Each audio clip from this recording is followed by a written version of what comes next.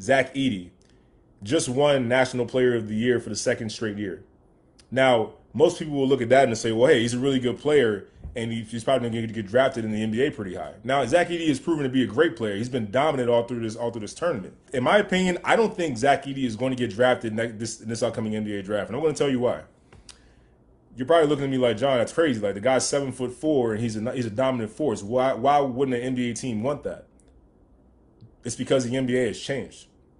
This is no longer the throwback 2000 to 2007, 2008, where you're throwing the ball into the post and you're allowing a big man to be your best player on the team and to just flat out dominate like that. No, this is this is a jump shooting league.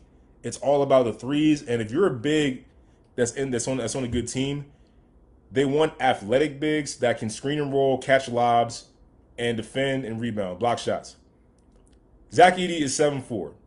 So now it's about, at the center position, we want an athletic guy. I would say, for example, Derek Lively with the Dallas Mavericks. They're not throwing him the ball in the post to go score. They want him to come up and set a high screen and roll for Luka Doncic or for Kyrie Irving, and then dive to the basket. If he's going to get the ball, he's going to get shots. It's going to be Kyrie or Luka driving to the basket, quick dish off, or lob it up to the rim for a dunk. That's the offense of a big now.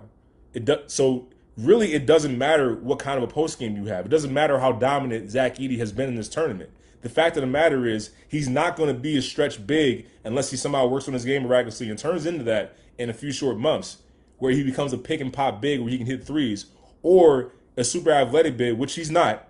He can score. He's very dominant, but he's not a super athletic big where it's like he's beating you down the court and he can really guard ball screens.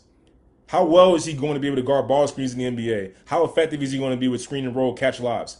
Now, he's 7'4". I think catching lobs wouldn't be a problem. Players of the year, Oscar Tshiebwe, Drew Timme at Gonzaga, all these great bigs, they didn't get drafted.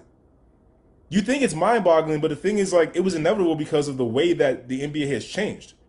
It's no longer what we know it as. There's no Shaq. There's no, David Robinson, Hakeem Olajuwon. Those days are long gone. The NBA and NBA teams are not drafting bigs like that anymore.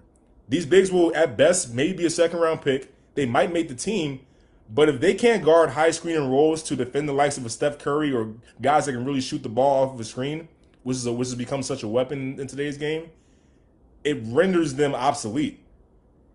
And the night that the Golden State Warriors started Andre Iguodala in the 2015 NBA Finals was the night that changed everything.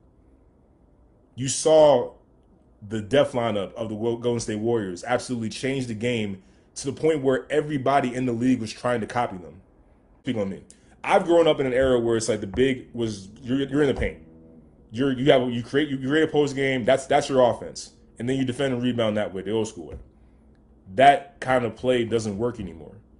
So as coaches, a lot of coaches in the AAU, coaches in high school, they have to start coaching differently now with bigs. We can't just keep them in the paint. If we want these kids to succeed for the future, we have to teach you. They have to have an outside game. They have to have a jumper.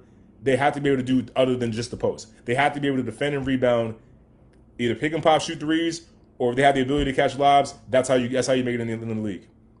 It's not going to be like Zach Edey's game. Even though he dominated the NCAA tournament, no one was a match for him. There's a reason why there's more buzz about Donovan Clingan with UConn. He's shown the ability to shoot the three. He's a great defender, is a rim protector, can block shots, and he's an athletic big that can guard ball screens and catch lobs.